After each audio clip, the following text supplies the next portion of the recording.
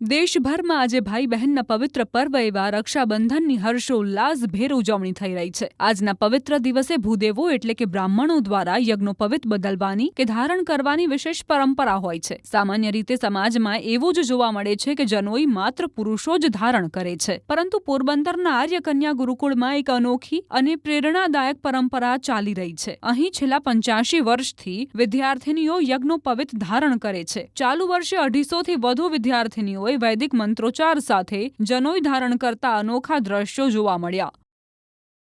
અમારી આ તપોભૂમિ આર્ય કન્યા ગુરુકુલની સ્થાપના 1936માં થઈ। ત્યારથી જ અહીંયા દીકરીઓને રક્ષાબંધનના પવિત્ર દિવસે યજ્ઞોપવિત અને વેદારંભ સંસ્કાર આપવામાં આવે છે। આપણા હિન્દુ ધર્મના 16 સંસ્કારમાંનો એક સંસ્કાર એટલે યજ્ઞોપવિત સંસ્કાર, જેમાં જનોઈ ધારણ કરવાનો અધિકાર તો મળે, પણ સાથે સાથે વેદ ભણવાનો અધિકાર પણ મળે। આ સંસ્કાર હર રક્ષાબંધનના દિવસે દીકરીઓને આ પ્રાર્થના મંદિરમાં એકદમ પ્યોર આપણી સંસ્કાર વિધિ પ્રમાણે આપવામાં આવે છે।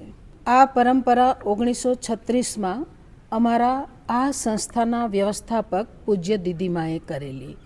એ દીદીમા આચાર્ય રૂપે આ દિવસે દીકરીઓને સંસ્કાર અને ગાયત્રી મંત્રની મંત્ર દીક્ષા આપે, એ પરંપરા આજ પર્યંત ચાલુ રાખવામાં આવી છે।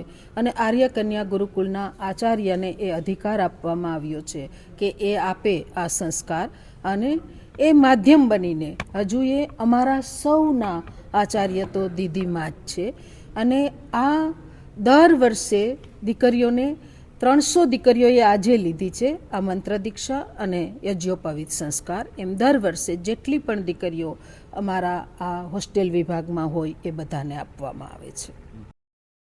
આજના આધુનિક સમયમાં જ્યારે સ્ત્રી પુરુષ સમાનતાની વાતો થાય છે, ત્યારે પોરબંદરનું આ આર્ય કન્યા ગુરુકુળ છેલ્લા 8 દાયકાથી આ સમાનતાને વાસ્તવિકતામાં ચરિતાર્થ કરી રહ્યું છે। આ પરંપરા એ માન્યતાને તોડે છે કે જનોઈ માત્ર પુરુષો માટે જ છે। ગુરુકુળની આ પહેલ દીકરીઓને સંસ્કાર અને સંસ્કૃતિ સાથે જોડીને સમગ્ર દેશ અને સમાજને સકારાત્મક અને પ્રેરણાદાયક સંદેશ આપી રહી છે।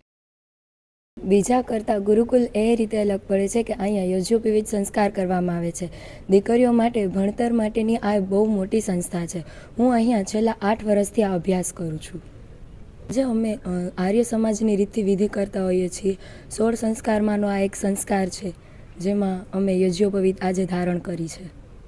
છોકરાઓ વધારે પડતા જનોઈ ધારણ કરતા હોય, અને કોઈ દી તમે પણ નહીં જોયું હોય કે છોકરીઓએ કોઈ દી જનોઈ ધારણ કરી હોય। આજે પહેલી વાર, મતલબ આટલા વર્ષોથી બાપુજી અને દીદીમાએ આ સંસ્થા ચાલુ કરી છે, ને ત્યારથી જ આ પરંપરા અવિરત ચાલુ રહી છે।